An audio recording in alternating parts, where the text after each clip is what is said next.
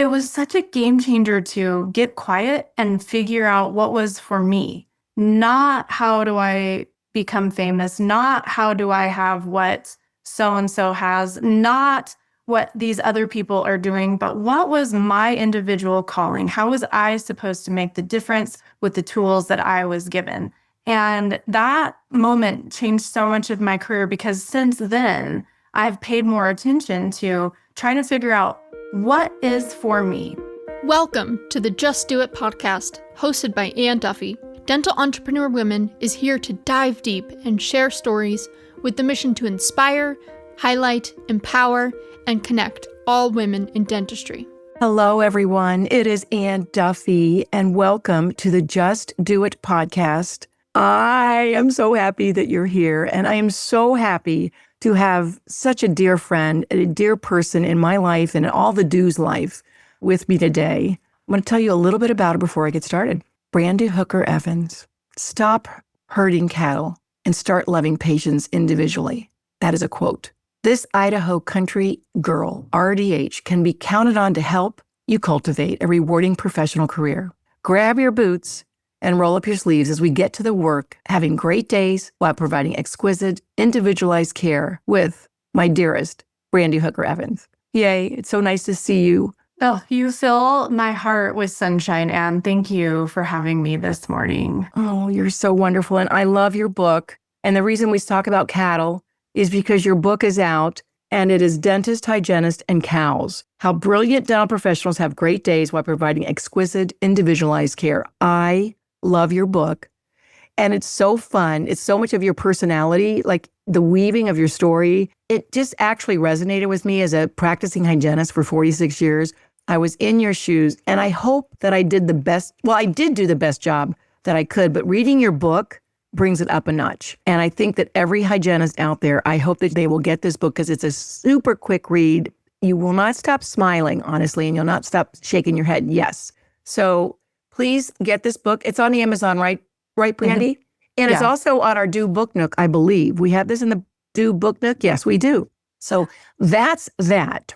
How long have you been practicing hygiene, Brandi? I am almost to the 20-year mark. I graduated in 2007, so I'm like ticking down the last couple of months until I've had a license for 20 years, which is crazy because I was the baby yesterday and I am no longer the baby. Oh my gosh. Yeah, I was like 17 yesterday and now I'm 41. I'm not exactly sure what happened, but I all of a sudden am a mom and have had this whole career that's had so many different lives to it. Since I graduated as a 23-year-old in 2007, I mean, I have experienced no less than 10 different careers in the last 18 years. So it's been such a whirlwind. But as you know, I think that we're given gifts along the way that we're meant to share. Yeah. Don't hide your light under a bushel, as it were. Exactly. That's not fair, right? I mean, we know that. And you just light up a room. I love how you light up when you talk about dentistry. And you've got stellar outcomes. And I didn't realize you've had that for 5 years before you even joined Do. Yes, I celebrated 10 years in September of 24. So, yeah. Tell us a little bit about that before we get started, like stellar outcomes, because when I go on your program, which is on, I think it's usually a Thursday night, 8 to 9. Are you Pacific, I think, right? Mountain. You're on Mountain. I can't believe you've got like 80 to 200 dental hygienists on there, and they are in it. They are wrapped up in what you have to say. They're really dipped in and they're really present when you're talking. And I just think it's something special when you're still in the trenches and you love your profession and you can actually share that. You exude that. So tell me, how did that get started? So the Stellar Infusion Study Club, I have done since 2020. I created that to fill a void. I felt that with all the shutdowns, people felt like they were on an island alone and didn't know what to do and didn't know what to think. And I saw, unfortunately, a lot of leadership not represent our hygiene profession well. And I thought, what we need is a place where we can get together, roll up our sleeves, and figure out how to have great days and take exquisite care of our patients. And what I've learned along the way is when we are showing up in our purpose, then it makes everything that we do, including the yucky parts of being a clinician, whether you're a dentist, an assistant, a hygienist, or even working at a front office, it makes all of those portions of our experience tolerable. And what I saw a lot, especially in that time frame, is people being worried, people being burned out, lots of hygienists, especially clocking in and clocking out, which we're experiencing some of that right now. And I see a lot of pain from especially the hygienists right now. And it's been interesting to watch. Many of them have been pointing fingers at other people in other professions. And I have yet to hear a group really come up with a solution and an admittance of how we have been potentially part of the problem, Anne. Because part of the problem, you can be part of the solution. And so that's a lot of the essence of Stellar Infusion Study Club that I host for 8 months a year. I want people to come and roll up their sleeves and dig in and know what it's like to look at the human as a whole human and to get some insight into how the business is ran and get some insight on how they can really enjoy their career. And it is not by turning it over to someone else and saying, you should do this, this, and this for me. It is showing up and saying, what can I do for you, our patients, and myself? And if we can modify that mentality, I think we'll see some really dramatic improvement in not only our profession as a whole, but the morale of the people that are inside of that profession that you and I love so dearly. And between the two of us, we've got some years. Yeah, we got some years, but we also have the love there. And I love that you said the patients and yourself and the industry as a whole, because that all has to come together. But it's so purposeful what you decided to do. And how did you know that was for you? I had a great experience of getting really quiet with myself. I had stellar outcomes for 5 years. There was lots of things going on in our world, professionally, politically, and there's a lot of options and there was a lot of questions. And I also noticed a lot of comparison. I see everyone looking at everyone else and comparing themselves. And I just had this divine download that said, but Brandi, what is for you? What is your calling? What is your message? And it was so powerful because all of my love that I have and the way I like to practice, the way I like to learn about practicing, the way I'm totally happy with realizing that what I did wasn't so great, I've got better information, I'm going to do it now, that this was such a great way for me to share with one another, with the rest of our friends, and not just the hygienist, but the whole profession. And it was such a game changer to get quiet and figure out what was for me. Not how do I become famous, not how do I have what so-and-so has, not what these other people are doing, but what was my individual calling? How was I supposed to make the difference with the tools that I was given? And that moment changed so much of my career because since then, I've paid more attention to trying to figure out what is for me. And when you're doing what's for you, it's so fun and you light up and you lean forward and you get out of your seat and it's like, it's so exciting and it's so fun. And I love the Stellar Infusion Study Club and I can't even say the name because I love it so much. And I do the same thing when I'm speaking and coaching, and I've found that's my lane. My lane is the study club and speaking and coaching. And when I compare myself to what everyone else is doing, then I start to feel nervous and worried and, oh, I haven't spoke at those big conferences, or I haven't done this and I haven't done that. And it eats up all the time and energy and worry inside of my brain so that I can't show up in the way that I want to. And I feel like, Anne, when I'm watching our Dew sisters and the world at large, there was one thing that I could give.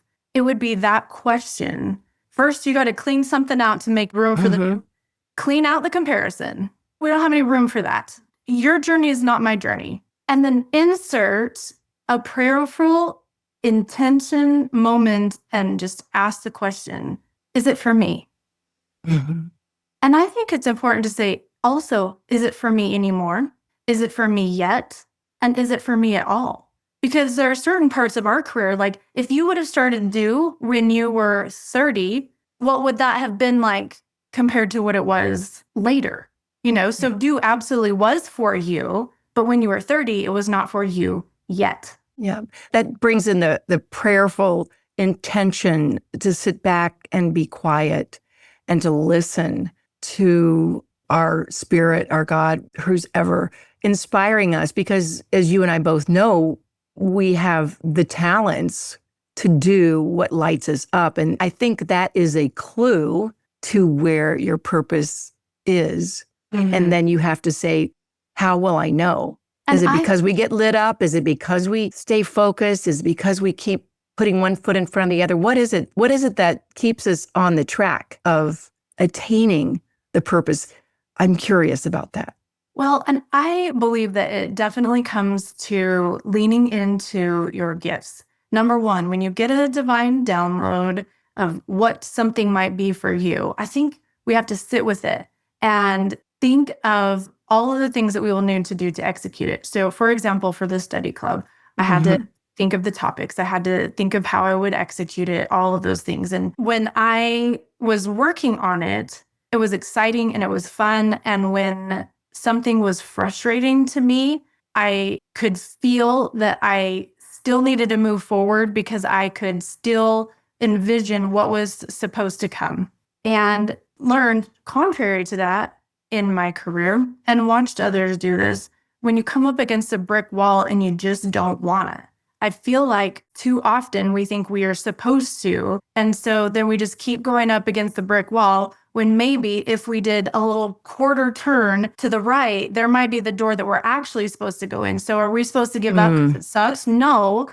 But I really think we need to quiet back down and say, is this a roadblock that I still need to plow through? And this turns back to my belief system. But I truly believe that if we stop, get quiet and say, am I supposed to do this? Your internal knowing, like don't even use a vocabulary of any kind of religion. Like your inside will tell you, keep going, one foot in front of the other. Wipe that snot tear out of your face and keep going. Girl, wash your face. Rachel Hollis, right? But it takes sitting with the insecurities, Anne. It takes sitting with the roadblocks that are in front of you because they come. And they're there even if you're living into your purpose, and sometimes even more when you're living into your purpose, because the world, it needs some change and things don't like to change. And so when you're living into your purpose, the chances of you probably making a change, I would throw out, is probably high. And so if we can sit with those insecurities and those scares and those roadblocks and say, am I supposed to keep going? It gives you the clarity to look and say, I am, but it's a quarter turn to the right. Yeah. Or straightforward, sister, or if you're a boy, brother, right? No way. This roadblock was meant for you. And what you're going to learn on the other side of this roadblock is going to serve you in your purpose. But what I notice in our busy world are people just constantly drowning their own thoughts out, turning the phone on, doing the scroll, going from one thing to the other, one meeting to the next, and not taking that time to really question and ask, is this for me? Should I keep going? And if it's something that you love to do, like I love to share continuing education. And so when I would get frustrated because I did a poor delivery, I didn't think I should not stay on the stage. I thought, girl, you need to take some lessons and you need to learn how to get better at this. You can't discern if it's for you or not, and whether or not those roadblocks are to help or to get you turned in another direction, if we don't take some time and really examine what's on the inside of us and what we believe is our best use of our time, energy, love, and talents. Yeah. I love that you're looking in. Actually, we were talking before, and I gave up yammering for Lent probably 3 years in a row. And yammering to me, I made that word up. I don't know if it is a word or not, but it's like just complaining about the little things. Like I feel so blessed. And yet I'm complaining about, oh, I'm traveling so much. And I was telling you, and you said, do you love it? I'm like, not as much as I want the outcome, but something just struck me. And is it for me? Because it feels like sometimes my purpose is always for others. And so I know that that is what I meant to do, is serve, the dues, the women in dentistry and all that. But is it for me at this time, in this moment? And honestly, I'm going to say yes. And I need a mindset shift. I need just a little smidge pivot to the right to get back on track, to realize that it is for me. And I do love it. And I do want to do this, because that's the end, the purpose. We say dues never retire, but the purpose might shift a bit. But the purpose there is to follow my calling, like we talked earlier. But I just like the mindset shift. And it's not that hard to shift 1 millimeter, right? It's hard to make a total turnaround and to see that brick wall and say, nope, I'm not doing that. I'm just going to shut it down. Because how often, Brandi, do we see women in dentistry that they reach the point, they're so burnt out, they've had it. That's it. And what you do with your coaching and your stellar outcomes is inspire and encourage these amazing women to stay in it and give them tools to really find out what is it for them. And it often isn't just leaving the profession altogether. It's like a little pivot. There's so many good examples of that. I watch when I'm in a big room of all kinds of professionals, a lot of times heavy on the RDH, but it's generally the entire team that I get to hang out with. And when you start talking about something that connects with an experience they've had, so a big one is misdiagnosis of ADHD, not breathing through your nose at night, being overwhelmed with the calamity that our standard American diet is causing, not only our patients, but for us. And so as I'm touching on these topics, and we're talking about caring for the whole human being, yourself as a professional, and then that carries to the patients, what I notice is it's almost like I'm planting seeds. Like those three over there, they need to learn more about myofunctional therapy. They need to call Cheryl and Joy and get their certification. And then over here, I see, there's an advocate for a little boy that was naughty, had ADHD, and always in trouble. And actually, he just wasn't sleeping well at night. And so he woke up every day, was a mess, and no one helped him, and they just wanted to medicate him. So you see the advocates start to light up in the audience. They're like, you know what, that was my kid, or that was me. So is this getting them out of the profession? Absolutely not.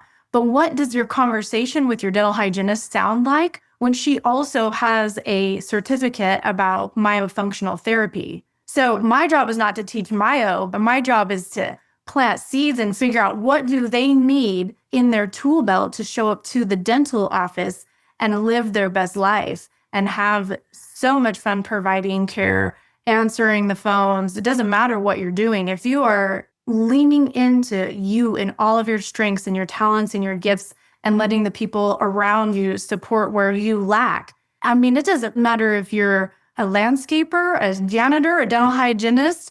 Now we're really bringing all of our goodness to the table and it's being utilized. And you might be tired at the end of the day, but you're fulfilled and it's joyful. And it might be the exact same position you had last week. But because you took the time to say, is it for me? You also mentioned, though, the team. And also, I think great joy comes from being aware of your team and realizing that, is it for them? And helping them realize, give them a little bit more purpose into the mundane, if they've gotten to that point, work that we do. I mean, I've heard people say, it's the same thing every day over and over again. But no, it's not. It's not, because a different person, a different biome, a different everything is sitting in front of you. But it takes everybody to make that patient follow your instructions, the walk of health in so many different ways that we have that. I guess it's not only the knowledge for it, but the responsibility. And you are planting seeds. I mean, there are so many things that are going on in dentistry right now that I didn't really have a handle on 20 years ago. And it's really exciting. But if you don't ever seek out someone that is going to plant seeds for you, and then you have to water the seeds and you have to take part in it and you have to own that garden. And so many people want to be fed without tilling the soil. And that goes back to like being a guest or a host.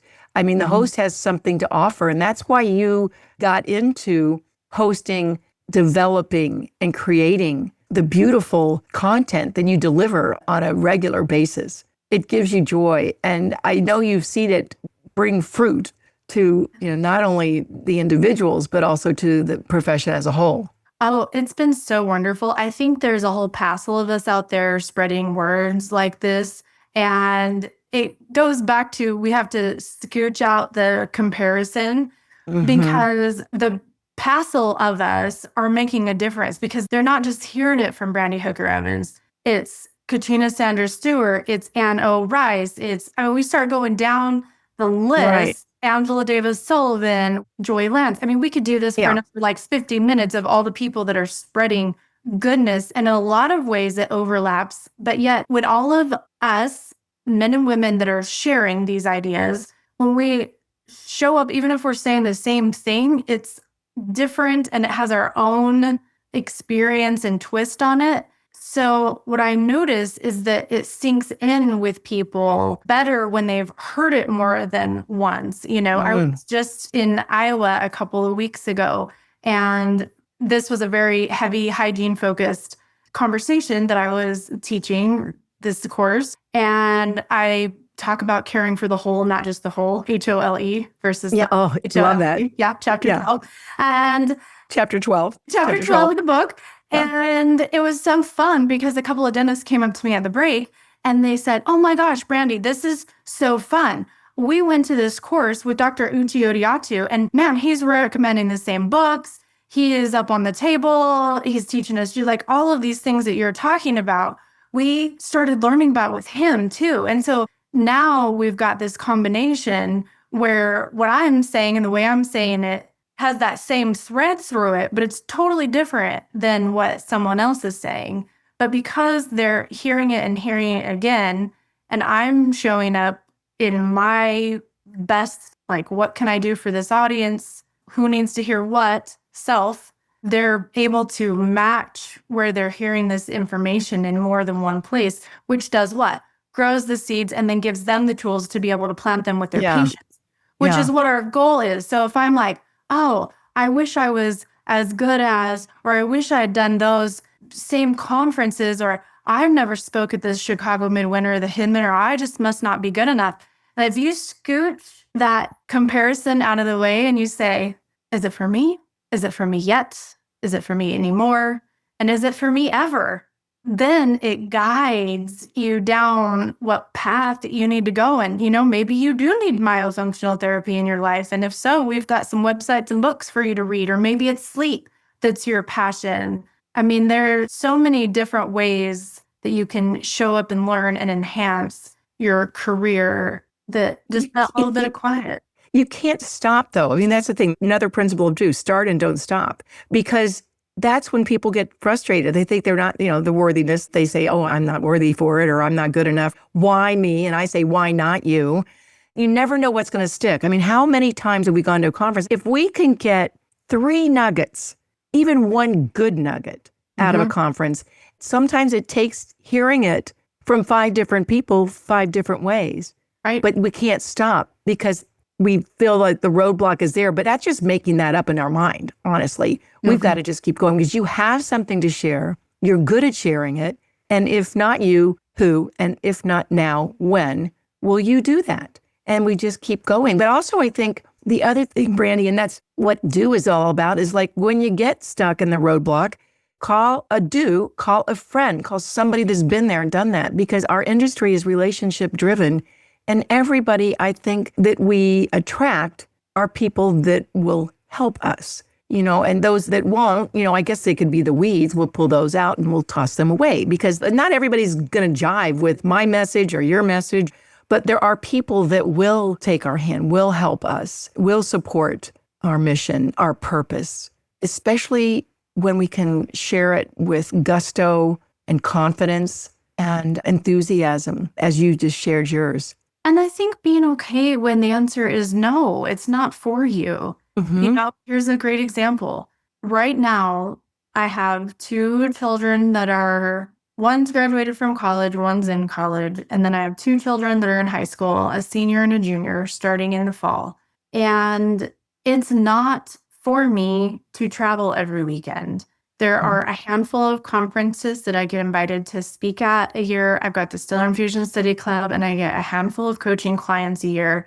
Plus, I, run a practice in Pocatello with my husband, and that's enough for me. So when I go and sit in a class where they talk about how to 10x your business, maybe it's taken us this long to get to this bottom line.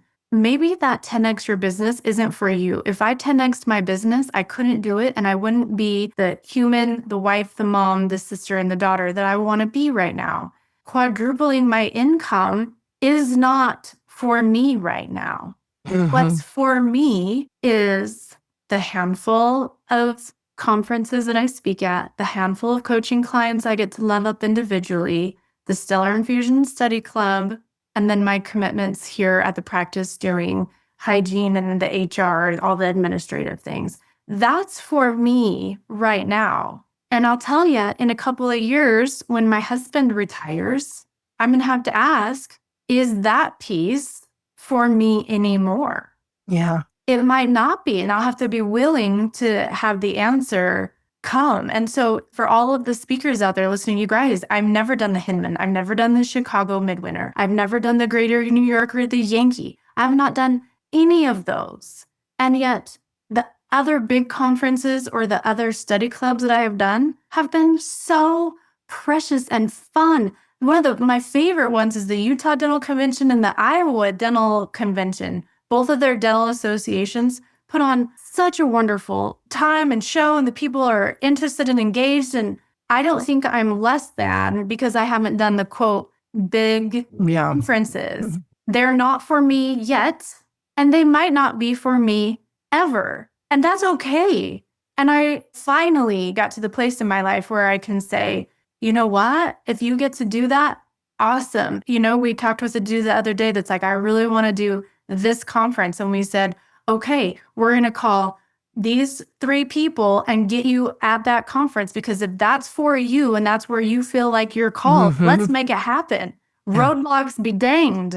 Yeah. And so anyway, that's been heavy on my heart. And as I've been doing the Do Coffee chats and out in the world, I noticed that comparison is probably the worst roadblock that I see for the men and women of our profession and beyond that, like not even just our profession. And gosh, if we could scooch that over and everyone was living into what was meant for them and what their personal experience led them to, I think we'd see a lot of smiles. Yeah. I think that the tears would feel very, very worth crying. And I suspect the mental wellness of the entire community would elevate. So that's my hope and prayer for all of those that got to join us today. I love it. That's a mantra. You made it feel right. That's the right road to be on, is the road for you. And I'm on the right road for me.